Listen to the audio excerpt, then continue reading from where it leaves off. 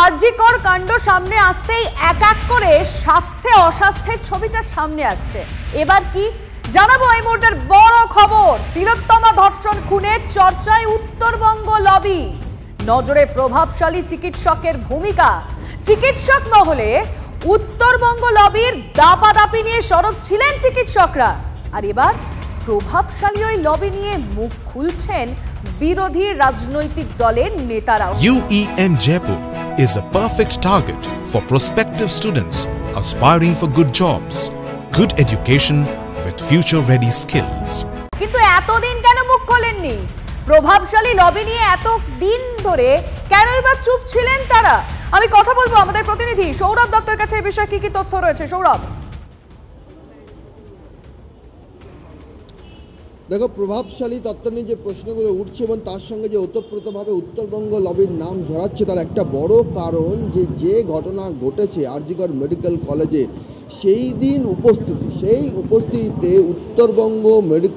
উত্তরবঙ্গ লবির সঙ্গে সম্পর্কিত যে নামগুলো ঘোরাফেরা করে, সেই নামগুলো নিয়েই চিকিৎসক সংগঠনগুলি এখন সরব হয়েছে যে তাদেরকে কেন দেখা গিয়েছিল সেই প্রিমাইসেসে।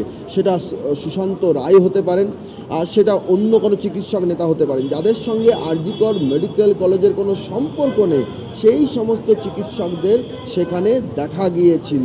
সুশান্ত রায় নিজের মতো করে একটা ব্যাখ্যা দিয়েছেন, কিন্তু প্রশ্ন হলো যে যেখানে এই প্রশ্নটা উঠছে যে এক প্রভাবশালী ফোন করে অধ্যক্ষ ঘনিষ্ঠদেরকে বলেছেন যে ইমিডিয়েট যাও আরজি কর মেডিকেল কলেজে, ওখানে একটা ধর্ষণ আর খুনের ঘটনা ঘটেছে। যদি প্রাথমিক পর্যবেক্ষণে ধর্ষণ আর খুনের ঘটনা ঘটে থাকতো, যদি জানা যেত, তাহলে সেটা এফআইআর হতে এত দেরি হলো কেন?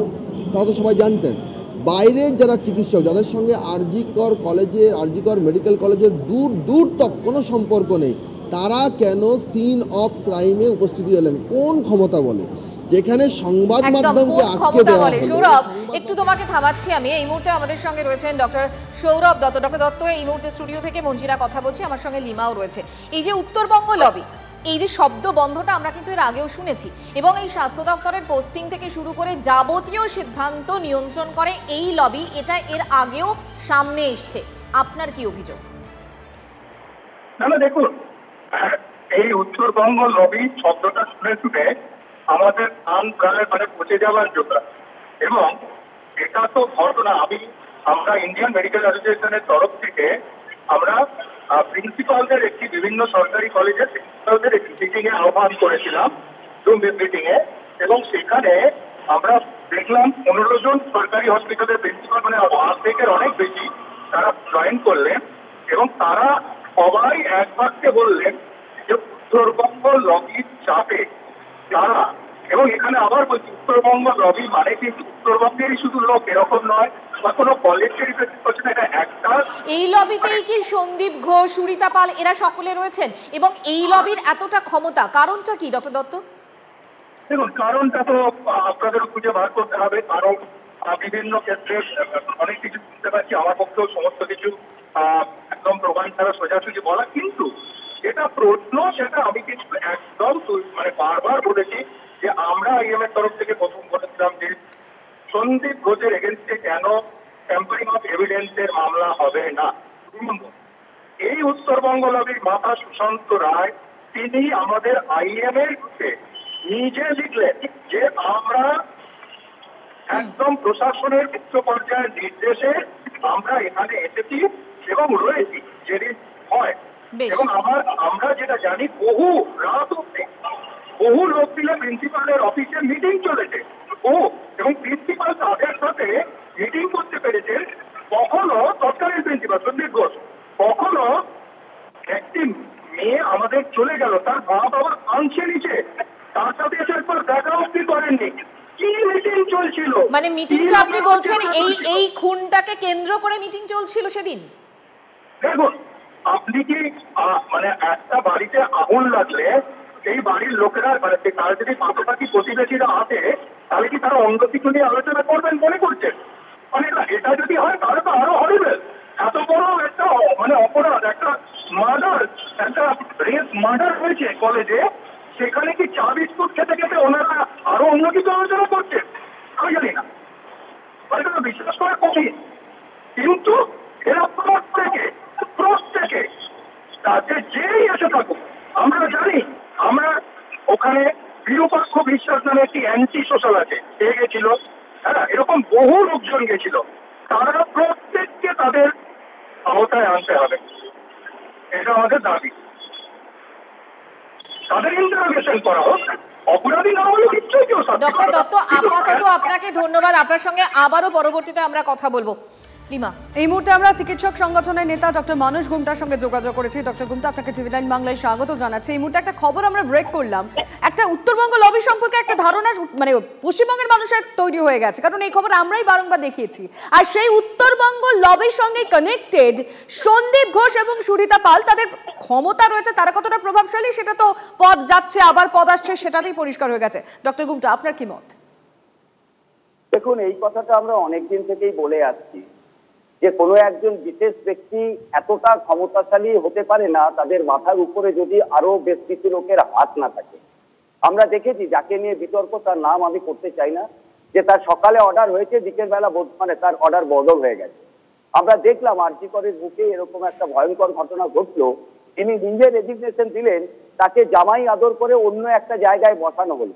আমরা আবার এটাও দেখলাম যে ইউনিভার্সিটিতে যিনি ছিলেন, যার নামে নানা অভিযোগ, মানে সেই পারিবারিক স্বজন পোষণ, আর্থিক দুর্নীতি থেকে শুরু করে ইত্যাদি নানা অভিযোগে আচার্য তাকে সরিয়ে দিয়েছিলেন, তাকেই আবার নিয়েছে আরজি করের মতো এই ভয়ঙ্কর গোলমালের এতে তাকে প্রিন্সিপালের চেয়ারে বসানো হলো। ফলে আমাদের বক্তব্য একদম সিম্পল, এটা দীর্ঘদিন থেকে আপনাদের কিছুক্ষণ আগেই ডক্টর সৌরভ দত্তর সাথে কথা হচ্ছিল, তিনি বলছেন, তিনি অভিযোগ করছেন যে এই সন্দীপ ঘোষ সেদিন যেদিন এই ঘটনা ঘটেছিল সেদিন তিনি দীর্ঘক্ষণ তার ঘরে বসে মিটিং করেছেন এই বিষয়গুলো নিয়ে, এবং এই যে গোটা বিষয়টা আমরা তারপরে দেখেছি ঘটনাক্রমটা সাজানো হচ্ছে এমনটা অভিযোগ করছেন তিনি। আপনি কি বলবেন? তার মানে সবটাই পরিকল্পিত? নিশ্চয়ই তাই। সৌরভ দত্ত কোনো বিশেষ ব্যক্তি তো নয়, তিনি একটা সংগঠনকে রিপ্রেজেন্ট করেন এবং একটা দায়িত্বশীল সংগঠক, এবং শুধু দায়িত্বশীল নয়, তিনি আইএমএ মানে স্টেট ব্রাঞ্চের প্রতিনিধি। ফলে তিনি যখন একটা অভিযোগ করছেন তার সারবত্তা আছে বলেই আমরা মনে করি, এবং যে অভিযোগ উনি করেছেন সেরকম খবর আমাদের কাছেও আছে। তার কারণ আমরা জানতে পেরেছি ওই যে পিডব্লিউডির ওই যে কাজ যেদিন শুরু হলো, মানে শনিবার তিনি যে যারা অর্ডার ছিল ভাঙতে, সেই মিটিং তো ওই প্রিন্সিপালের ঘরে বসেই হয়েছিল। সেখানে কারা কারা ছিল সেটা আমরা বলতে পারবো না, কিন্তু মিটিং করেই সিদ্ধান্ত হয়েছিল।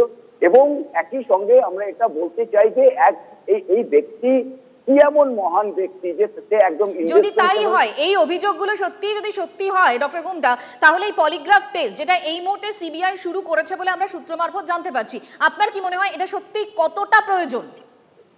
দেখুন, পলিগ্রাফ টেস্ট করলে তো সবটা জানা যাবে না। পলিগ্রাফ টেস্ট করলে যেটা বোঝা যাবে তিনি সত্যি বলছেন না মিথ্যে বলছেন। যারা এই 12 দিন ধরে এখনো পর্যন্ত মানে কি হয়েছিল তারাও সহযোগিতা করছেন না, বা তাদের থেকে সহযোগিতা পাওয়া যাচ্ছে না, আমরা সঠিক কে ঘটেছিল বলতে পারছি না। ফলে এটা একটা তদন্ত সাপেক্ষ ব্যাপার। তবে পলিগ্রাফ টেস্ট হওয়া উচিত, তার কারণ ওনারা যেটা বলছেন সেটা সত্যি বলছেন বলে আমরা মনে করি না, এবং পশ্চিমবঙ্গের জনগণও মনে করে না।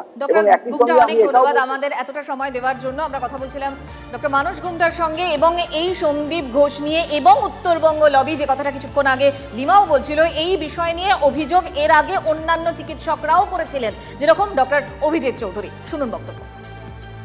বেশ কিছুদিন ধরে এই সমৃদ্ধ এবং ঐতিহ্যশালী মেডিকেল কলেজটাকে একটা অদ্ভুত আবর্জনার স্তূপে, একটা ধাপার মাঠে পরিণত করার দিকে চক্রান্ত করে এগিয়ে গেছে, এবং নানানভাবে এটাকে ধ্বংস করার পথে এগিয়ে গেছে। তাদেরকে যেন কোনো রকমভাবে পুরস্কৃত করার দিকে এগিয়ে না যাওয়া হয়। মেডিকেল শিক্ষার ক্ষেত্রে গত 4-5 বছর ধরে টোকাটুকি এবং অন্যান্য দুষ্কর্মের যে একটা চক্র তৈরি হয়েছে, এবং সেই চক্রই আজকে দাঁড়িয়ে যে দুর্বৃত্তগুলো আমার বোনকে কেড়ে নিয়েছে, এই রকম দুঃখজনকভাবে তাদের একই যে মাথা, একই যে রাসের জায়গা, সেইটা আজকে ভাবনা চিন্তা করার সময় প্রত্যেকের সামনে এসছে, কিন্তু এর বিরুদ্ধে রুখে দাঁড়াতে হবে। শুধুমাত্র চিকিৎসক মহল নয়, এই ঘটনা নিয়ে রাজনৈতিক দলগুলো মানে বিরোধী দলের তরফ থেকেও সোচ্চার হচ্ছেন। শুভেন্দু অধিকারী কি বলেছেন শুনুন। যারা কনস্পিরেটর, যারা চক্রান্তকারী, যারা প্রমাণ লোপাটের সঙ্গে যুক্ত, তাদের গ্রেপ্তার চাইছি। Doctor SP Das, doctor Sandip Ghosh, Vineet Goel, আর সমস্ত দায় কাঁধে নিয়ে স্বাস্থ্যমন্ত্রী, পুলিশ মন্ত্রী তথা মুখ্যমন্ত্রী মমতা ব্যানার্জির পদত্যাগ, এটাই আমরা দাবি।